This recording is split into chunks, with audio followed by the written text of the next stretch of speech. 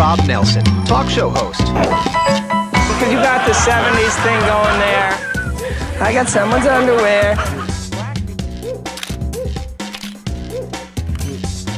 Robert Kennedy, thanks for taking a minute. Simple question. Tucker? It's good to see you. Listen, You're a Bitcoin maximalist. You're Bitcoin forever. I hate this central bank digital currency. Hey, I don't have all the answers, but together, I know we can find them.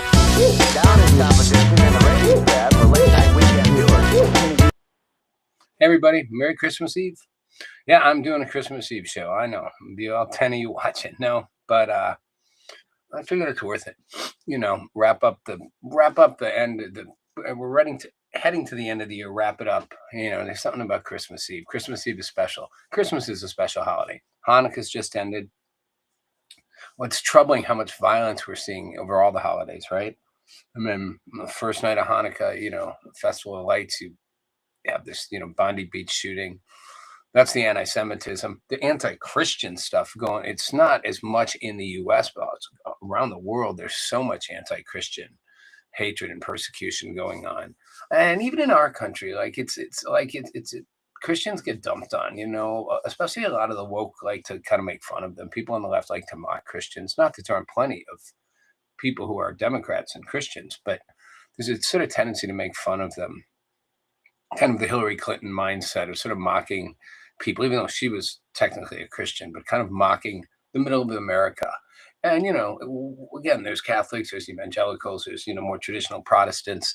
But you know, the idea that anybody gets mocked for their faith, Muslim, Christian, Jewish, Hindi, it doesn't matter.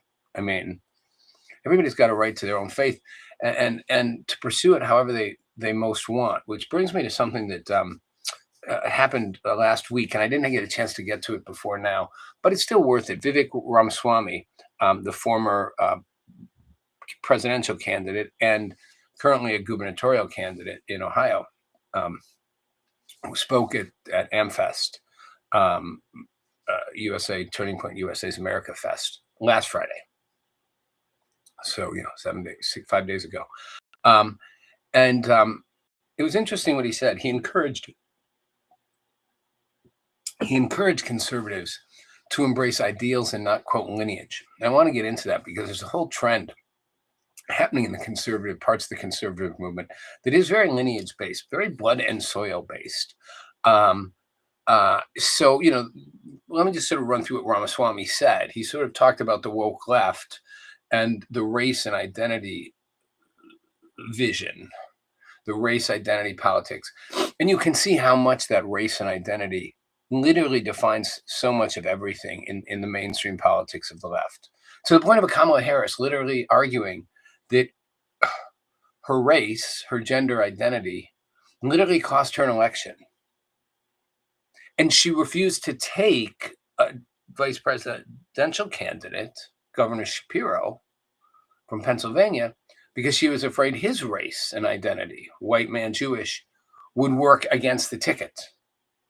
So on the one hand, she declined someone she thought was most qualified, thinking that identity would work against the ticket. Yet their whole party's based on identity. So thus it makes sense that she feared too much identity. Black woman, Jewish man. Well, we'll get in trouble. I better just go get some Midwestern governor who's a total goofball stooge because, you know, he'll win us the votes. The guy was a joke. Shapiro might have pushed her to win, but she couldn't. Because her own race politics, identity politics. And then she thinks she lost because she's a black woman. Kamala Harris, we all know, did not lose the election because she's a black woman. She didn't lose the election because she's a black or a woman. She lost the election. I mean, there aren't pockets of people who wouldn't vote for a woman or a black woman. We're going to get to that, hopefully, before this half hour is over. Some of the 1770s and the founders. But she was a horrible candidate. She was a horrible vice president. She was a horrible candidate for presidency. She couldn't win anything in the primaries. She got bounced out. The party surrounded themselves around Joe Biden, I'm talking 2020, and they scooped her in to grab black votes, bring a black woman in. She was a horrible candidate. She's a horrible speaker. She's a pathetic leader. She's not a leader. She doesn't lead. She has no vision. And even when she finally got handed the mantle, first picked to be vice president, then picked to replace the president and be the candidate for the presidency, she couldn't differentiate a single thing she'd do different. That's how little vision and leadership she had. But she lost because of her identity, because of her race. That's the race identity politics that the woke left embraces, and it's killing them. It's destroying their party. It's just it eats itself from the inside out. However, what Ramaswamy was addressing was that that's true, but there are parts of what he called the online right who link American identity very much to heritage. And if you think about it, and you've heard these people, if you think about it, and he says, I think the idea of a heritage American is about as loony as anything the woke left has actually put up. There's no American who's more American than somebody else. It's binary. Either you're American or you're not. Now, heritage Americans, it's tricky. Heritage Americans are making an argument that is identity based. It's blood and soil based, but no different than race identity based when you think about it. It's a similar two different pockets of the same kookiness. The blood and soil American, you from here, is a myth. Now, again, you could trace pieces of that back to the revolution because, well, yes and no, right? The blood and soil Americans were colonists, but they're all from Britain. Well, they weren't all from Britain for that matter. I mean, they were from all over Europe, right? I mean, that was part of the craziness of the colonies, you know? You had like the Germans, you had like the Swedish, the British, you know, I mean, they were all British colonies, but you had peoples from these different ethnic groups who made up different colonies, or predominantly made up parts of different colonies. And they have very different cultures. They even spoke differently. They have very different customs even amongst them, right? So the only common blood and soil, I think, to the Patriots was you live in the colonies and you come from Britain. In some cases, you came from France because the French allied with the Patriots. But, you know, you could live here, you could be blood and soil to Britain. And you know, if you were a loyalist and you supported the king after the revolution started, the colonists, the patriots, viewed you as the worst thing in the world. They tormented them. They burned their houses to the ground. They chased them out of towns. They beat them, tarred and feathered, all kinds of stuff. I'm horrible, super violent, because they were loyal to the king. So they were literally the same people. He divided not on blood and soil, but on an allegiance to something, to one government or to a new forming government. And you know, and Ramaswamy's point is it's the ideals that define what makes you an American, not your lineage, not your blood and soil roots. What does it mean to be an American in 2026? It means we believe in those ideals of 1776. We believe in merit, best person in the job, regardless of their skin color. It means we believe in speech, open debate, even from those who disagree with us. And he names Nick Fuentes to Jimmy Kimmel, two very different, by the way.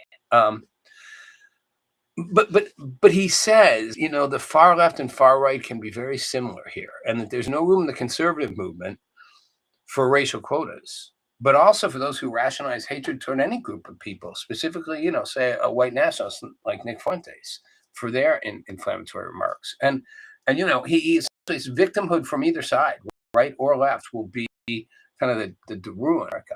Now, this all came from a piece that he wrote in the New York Times, which he argued that the right was divided into two camps: a blood and soil, and they were incompatible. Identity obsessed outlook and one based on ideals. So blood and soil, identity obsessed, no different than the woke left, just on the right side of it, and one based on American ideals.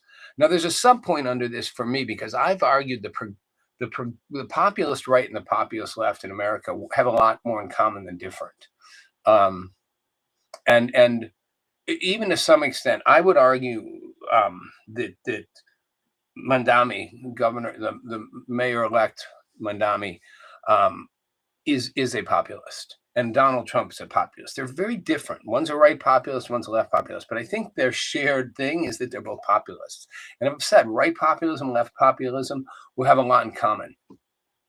So true will right identity politics and left identity politics. You're both going to base it on identity, one racial quotas and gender identity on the left, the woke left, but on the right, a different kind of racial identity built around white blood and soil heritage. And Ramaswamy in his piece in the Times said, no matter your ancestry, if you wait and become a citizen here, you're as American as anyone off the Mayflower. And that is true. And I believe our founding fathers intended that to be true. As long as you subscribe to the sort of the creed of America and the founding, and then the culture was born on it, that's what makes American exceptionalism possible. That idea, American exceptionalism, the idea of what sets us apart. First, the founding of our country sets us apart. There was no government like it in the world. There were monarchies. I'm not the world's greatest historian. And I don't know if there were, certainly, even you go back to ancient Greece, there was forms of democratic citizenship. But you had emperors and, I guess Greece, had a version of it. But there'd never been a government like what the founding fathers crafted up. And as I said before, I don't think they even started out intending to. The opportunity, the seeds of democracy were birthed in what they were doing, which was really to get the British foot off their neck and give them autonomy. And in the beginning would have settled for a good deal, like stop overtaxing us, stop doing this to us, let us get a standing army off our soil here, and we'll be good. But then it went too far. And democracy emerged from that. And then they weren't making it up as they went along. As I said before, George Washington, like him or don't like him, a lot of things not to like about him, but he single-handedly made the most powerful statement. I've said this before. He resigned his military commission. Who does that? When you're the general, the commanding general that just beat the biggest, toughest army in the world, this is the biggest navy on the planet, you just beat the empire? You don't resign your military, you don't resign, you don't give up your military ranking, or you don't hand it in. You hold on to it and its power. He didn't want it. Then they made him president, and he didn't want to be a king, and he didn't want to serve more than 2 terms, and he wanted to move it on. Gave up. I don't remember who it was, but I don't know if it was Thomas Paine or John Adams or who, but there's a great quote where it basically says, in that singular act, those two singular acts, Jefferson set a standard of statesmanship and of new kind of governance that had never existed in the world. Walking away from his, resigning his military commission, and then refusing to be a king and refusing to remain in office as a president past 2 elected terms. It's remarkable. This is what the founding fathers were building, whether they knew it fully or not. And I've said, and I've been hypercritical of the founding fathers for their hypocrisy around slavery and indigenous peoples, the Indians here, but really around slavery. They carefully crafted out a way to make slaves 3/4 of a person. They used fancy language at different ways, to try to sort of suggest that they weren't going against what they were saying, that all men were created equal. At one point they had in a line, and maybe it was in like the Pennsylvania Constitution, but like if they're a part of in the state of society, so slaves wouldn't count. But they knew what they were doing. They knew that they were essentially allowing it. And at one point, Jefferson had said, written this whole early draft in which he totally trashed the king for bringing slaves into the colonies to start with and setting this horrible, inhumane indignity in motion. Yet he had hundreds of slaves. And he had kids with Sally Hemingway. And he didn't free most of his slaves after his death. And he didn't even free Sally Hemingway after his death. He freed their kids, which he said he would do. The kids of his slave and him, he freed after his death. He didn't even free her. And yet he thought slavery was this absolutely, horrible, immoral act. And he did it. And Washington did it. Adams didn't do it, but he wasn't fighting for abolition early on. He thought it was abhorrent. Abigail Adams thought it was an absolute, utter moral hypocrisy. She would write. She's a brilliant writer. That there's nothing that the South, in the Southern colonies, the battle for liberty was a joke. For them to suggest they were fighting for these ideals of liberty when they had an entire culture built on repressing people and holding them enslaved in enslaved states, in enslaved states, meaning their status was enslaved. They were enslaved humans. And yet they were fighting for these ideals of liberty. She's like, it's the most utter hypocritical joke in the world. But her husband was like, yeah, well, let's just, we got to make this work. So let's not try to abolish the whole thing today. It's utter hypocrisy. But that didn't mean they weren't right about the ideals that they set out in the Constitution and the Declaration of Independence, And even the very line, the inalienable rights,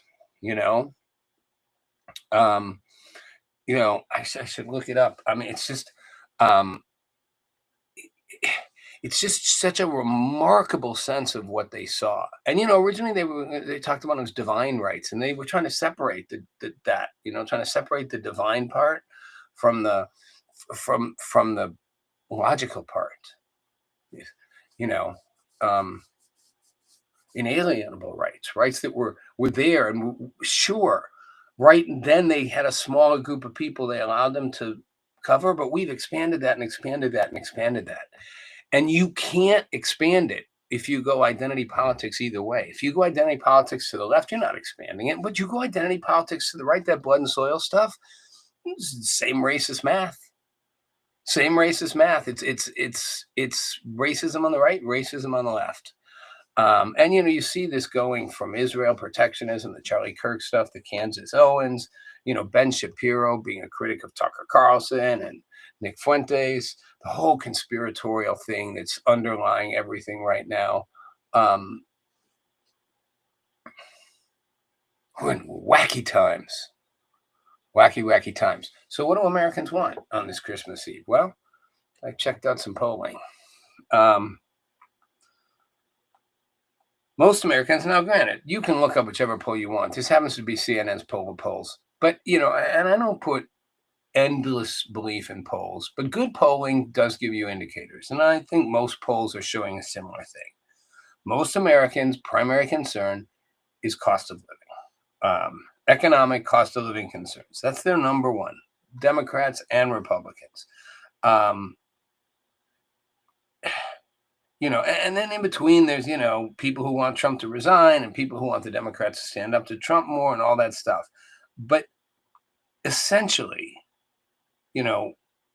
almost everybody, 4 in 10 Americans, don't think anybody's listening to them, Democrats or Republicans. So that means even the partisan loyalists on left and right, out of everyone, 40% of the country. So you can have the diehard lefties and the diehard Trumpers. 40% of people think neither leadership is listening to them. That's a lot. Only 34% of all U.S. adults think Trump actually, cares what they have to say. And it's 36%, 2% more think the Democratic leadership does. So you got two parties in leadership right now where the vast majority of Americans, a significant majority, let's just say that, of Americans, think that neither party is listening to their concerns, and they are worried about economics and affordability. This one number caught me. 5% across parties said that Trump should be focusing on immigration. And yet that's all they do. Meanwhile, on the Democratic side, most people who are aligned with Democrats don't actually think they align with what the Democratic Party to them seems to stand for. This more ultra wokeist thing, right? So where does that leave us? Again, two fractured parties, fractured within themselves, bulwarked up against each other, both in a spinning state of denial, and the average American going, none of you are listening to me. Trump can ride this out. He's president for 3 more years and done. he'll leave his mark, and he's going to leave his mark in world foreign policy and immigration. And in long term, I think his tariff policies, I've said before, I think are genius, and I think they will bolster enormous amount of growth in the U.S. long-term GDP, manufacturing, bringing back jobs. I think there's going to be a lot there. But in the midterms, Republicans are going to get clobbered if they don't listen, if they don't hear. And if Trump just keeps saying there's not a problem, things aren't as expensive as you think, the economy's never been better, he's doing Joe Biden, and all you on the right have to have the willingness to be, well, you don't have to do anything, but you're hypocrites if you can't go, this is what we said about Joe Biden when he ignored the numbers. Now Trump's ignoring the same numbers, and he's not ignoring them. Of course he is. Nobody wants to say the numbers are bad. No, they're not maybe as bad, but they're still bad for most people. Things are too expensive. Life is too costly.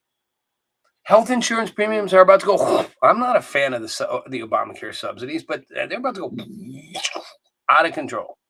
Health care on loans, astronomical. Food, way too expensive. Cars, still way too expensive. Housing, most young people can't even think about buying a house. I mean, the cost of life in America is expensive for most people. And most of the spending's been driven by those who are wealthier. That's what we know from looking at the data. There's a certain amount of middle-class spending, but a lot of what's driven the economy has been people with a lot of money spending a lot of money. Okay, third thing for today. Ukraine, Russia. This one hasn't gone away, although it's bounced off our radar, but no better time than Christmas to talk about peace. Zelensky, there was a 28-point agreement that got squished down to 20 points. And Zelensky outlined what he said would be an acceptable compromise. This is the other day. To get troops out of the Donetsk region in eastern Ukraine. That's sort of the main area, the Donetsk region. I mean, apparently they call it the fortress belt because it's a bunch of fortified Ukrainian cities that keep Russia from getting deeper into the heart of Ukraine. Putin wants that. He wants all of Donetsk. I'll say wrong. Donestk. Donetsk. I'm getting it. I don't think they're going to succeed all of Donetsk to Russia because Russia would literally have nothing in its way. But I will give Zelensky credit. He said he's willing to basically withdraw a demilitarized zone, withdraw back, and Russia has to do the same. There's a giant demilitarized zone on the current front lines. And then, of course, acknowledge Ukraine's sovereignty and a non-aggression agreement between them. Now, he wants security guarantees from the U.S. and Europe. That means NATO. And he wants essentially the mirror of an Article 5. So that's an interesting one because that's the cornerstone principle of NATO, right? Article 5, do to me and do to my neighbor, do to my ally, you're doing to me, right? It's essentially a mutual self-defense pact. And it would require sanctions and a military response if Russia were to reinvade Ukraine. Nothing if Ukraine acts first. That's a tricky one. We'll see about that. I mean, it's essentially what NATO provides. It's just not NATOing it. It's just saying we'll take the Article 5 piece. And then they want an economic recovery package, a robust one, a Ukraine development fund for tech, data centers, and AI, and their natural gas sector. And by the way, Zelensky's smart, invest in the natural gas sector with U.S. companies. He says that they feel like they've lost about $800 billion. But, again, Trump's no dummy. He sees economic opportunity here. And then a compromise on the nuclear power plant, which Russia right now holds. But it would be a U.S.-Ukrainian operation. 50% of the energy goes to Ukraine. The rest gets allocated by the U.S. Then it's a legally binding agreement guaranteed by a peace council chaired by U.S. President Donald J. Trump. It's smart, though, when you think about it. Zelensky's no dummy either. He knows. Meanwhile, he's got problems at home like crazy. People, that government's so corrupt. It has been corrupt. What a twisted circle, right?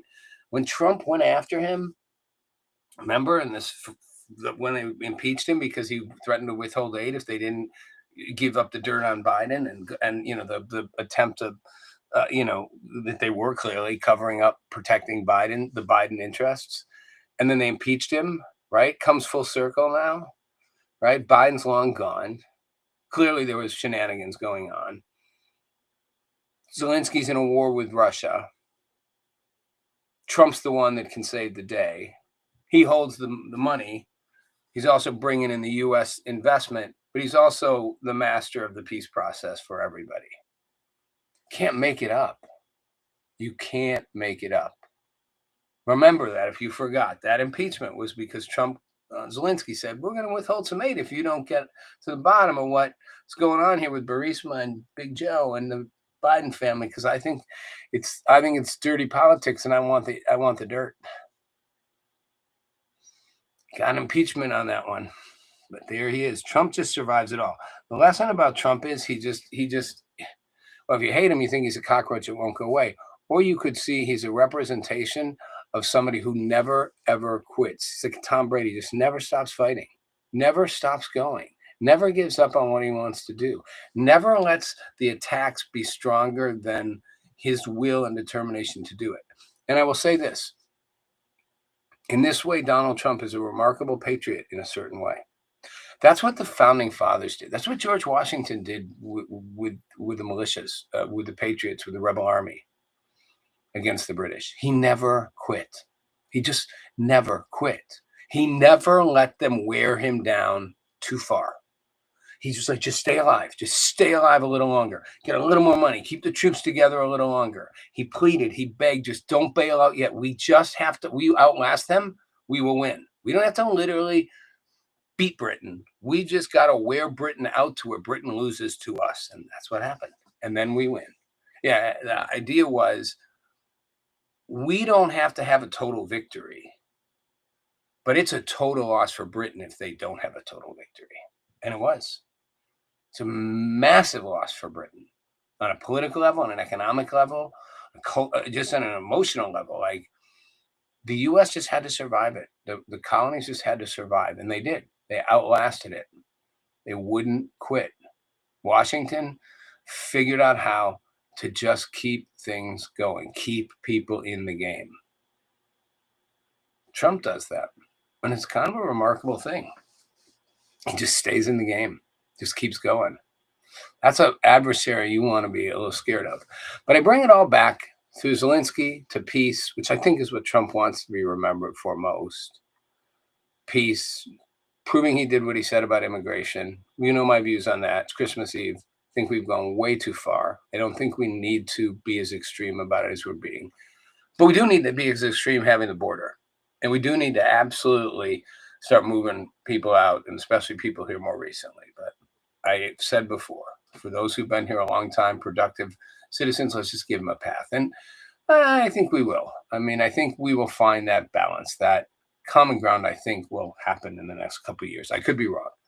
But on the eve of Christmas, it's a time for, other than it's a big materialistic holiday where everybody makes a lot of money, spends a lot of money. I mean, and some people make a lot of money and everybody wants gifts and presents. Other than that, there's a real significance to it. It's a day of, a time where really to kind of reflect on what you have to be grateful for life, for family, for friends, for the opportunities.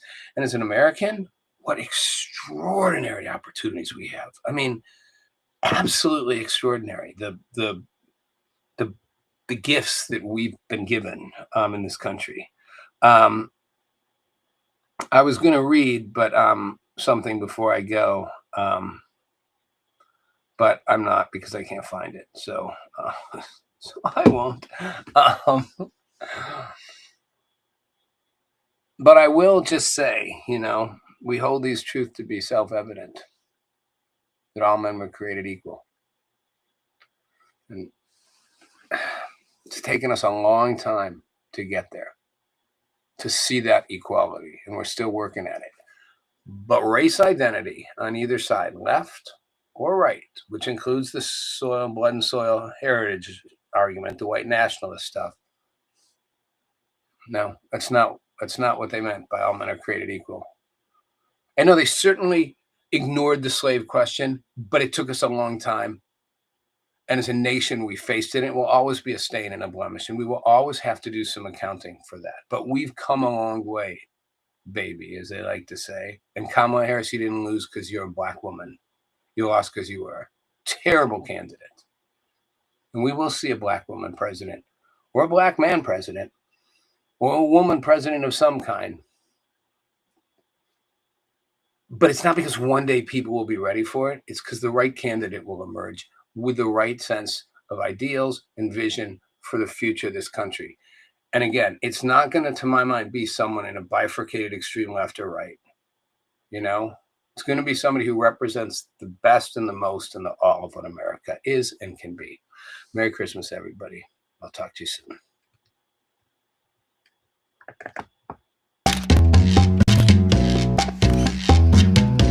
Meet Rob Nelson, talk show host.